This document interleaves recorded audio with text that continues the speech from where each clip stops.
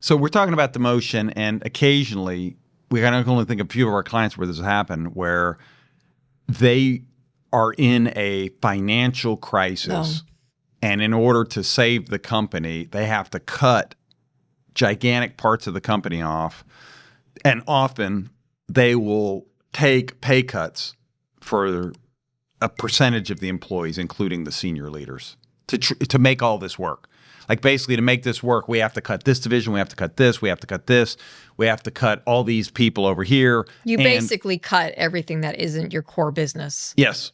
Because every organization winds up sort of spreading out in good times. They'll take on they'll subsidize parts that don't make money. Right. And they may take on things that like they could actually contract out for, but because it's good times and they want more control over it, maybe they wind up taking on, not subsidizing, but they wind up actually taking on parts of the organization that support the core mission but aren't the core mission. And in hard economic crisis times, like those are the things that basically get pulled back away, because again, they could contract out for those services. Yes. And so what our perspective on that is, and if you think differently, just chime in, but our perspective is we can understand once, maybe twice in the life of an organization having to take drastic measures like that. And some of your core people who are really committed to the company may stick with you through that period of time, and they may absorb that pay cut. But as soon as you right the ship, you need to pay those people, if you can, pay them back. But they need to get back to their previous pay and then a little more.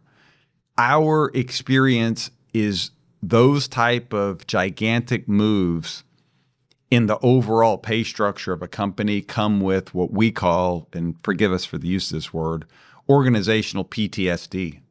Yeah, where you saved the company, people took the haircuts. People went through the trauma of not knowing how long their job was going to exist. But can be very hard for the organization, even once the finances are right, it can be hard for people to move past that, or at least not have. Well, they're easily triggered.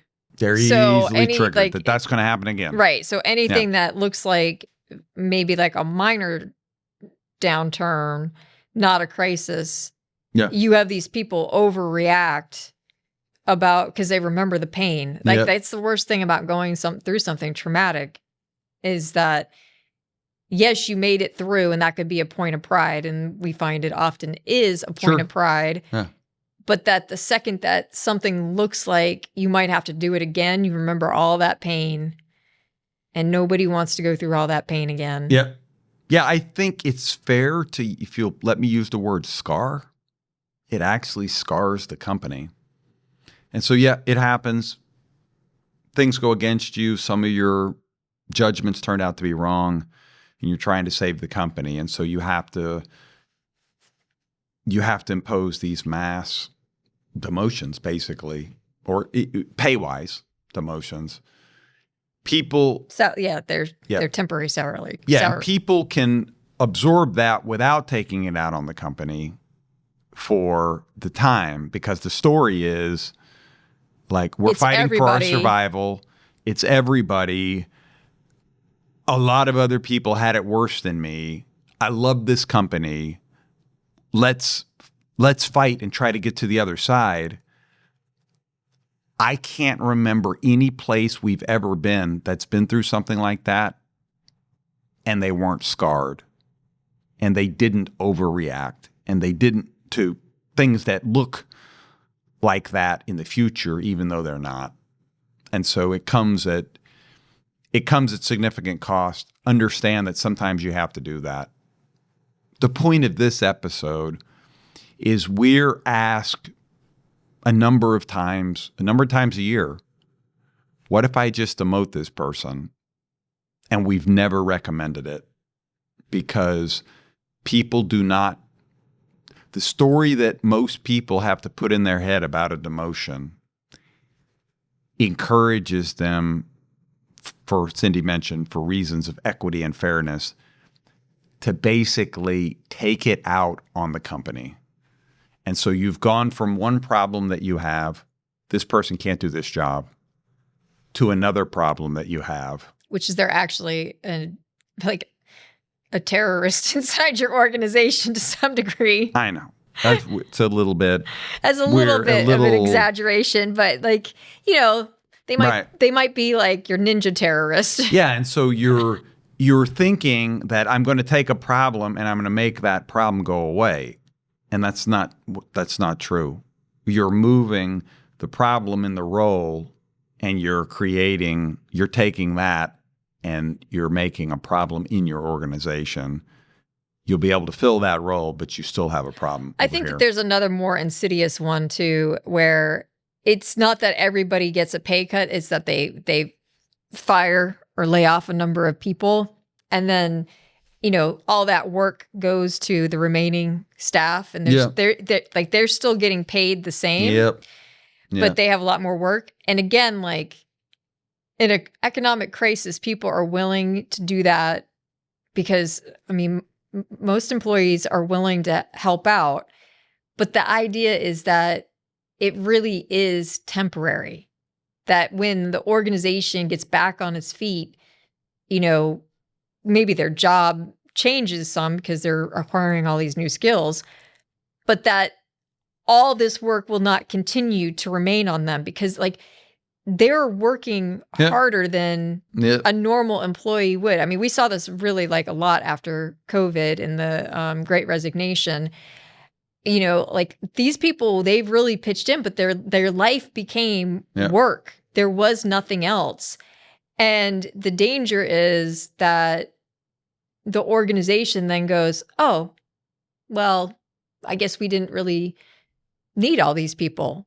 And that is not a true statement. You actually might not have had it exactly right, but you cannot expect that all your employees are going to continue to basically alter their life structure where there's nothing else but work that exists, work and sleep, and sometimes not even sleep.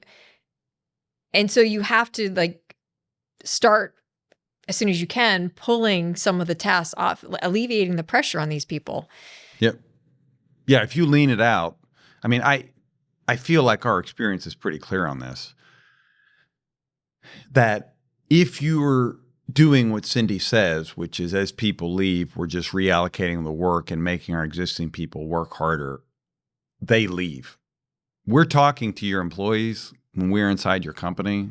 They'll do it for a little bit, but but eventually they feel like they did their part. They chipped in. Now things are better. Now you're like redecorating. And like, that's super annoying. You're redecorating and I'm still sitting here bearing the brunt of 3 jobs. I know what you're thinking about. Yeah. Yeah, that's right. So definitely, that's a little side note. Don't redecorate the office when you're leaned out your people too much. But yeah, they leave. This is not complicated. They'll stick around, like Cindi says, for a little while. But they're able to pretty easily see this job didn't used to be this hard. I can look around. There's options. I can go and get a job where I make the same and I'm not having to do these extra pieces. And leaning it out is just what happens before your company actually gets hollowed out. Yeah, I think we're anti-lean in that sense. I mean, you know, a little bit of, can we optimize things here and there? Sure. Is there a role for technology making things a little bit more efficient? Okay. But we talk to the employees. They'll usually a year or 2, maybe more, sometimes 3 years, but then they all leave. Yeah, they can only bear so long. And there are things that organizations can do that kind of help with that, you know, like bonuses, recognizing, because they usually don't want to change the pay because the idea, again, is that this group of people is working so hard that it's not sustainable over time. And yet when you raise somebody's salary, that winds up staying. And so usually like you can offset the additional work and the sort of like feeling like the burden that's been put upon them with like bonuses in recognition of the extra stuff that they're doing that still is a savings to the organization and helps them get back on their feet, but it recognizes, hey, these people are doing a lot more than what they really signed on for. Yep. And so, that is helpful in helping people sort of continue to put a lot out. But ultimately, like, people do want like some form of balance in their life. They do want vacations. They do want to be able to spend time with their kids. And there's just going to be a limit where you can't push people that far. Yeah, it fights against. You're the one who told me about the long time ago about the basic theory of what happens when people get a job is that they get right to work, kind of optimizing it for the things that they're good at and the things that they like, and then figuring out how to strip off the things that they don't like. Mm-hmm. And it's basically, there's a fascinating line of research that says there's no such thing as a perfect job. That actually what people do is they take imperfect jobs and then they try with each passing month and year to make them a little bit more perfect for them. And that this idea of, oh, well, this person left, but we're going to reallocate the job, it's screwing up it's like screwing up their work vibe, and it's adding extra stuff in. And yeah. And I would also say people do that for a while. They'll do it for a while. I will also say too that when you're eliminating people, so part of the job shaping that you're talking about is not only what you like and what you're good at, it's also what your teammates like and are good at. Yeah. And there becomes a shifting around, just like any relationship where we're trying to get people moving in a direction that everybody wants to go in and work that generally they like.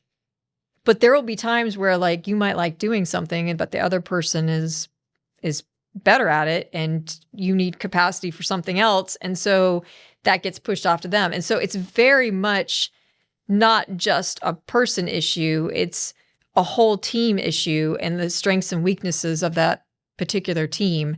So that's another way that like the layoffs and like putting on the job burden also screws people up. It's not something that just comes back automatically, because you hire somebody new for that position and maybe they're not good in the same ways on the same things as the person who was there previously. And that means kind of everybody's job has to reshape.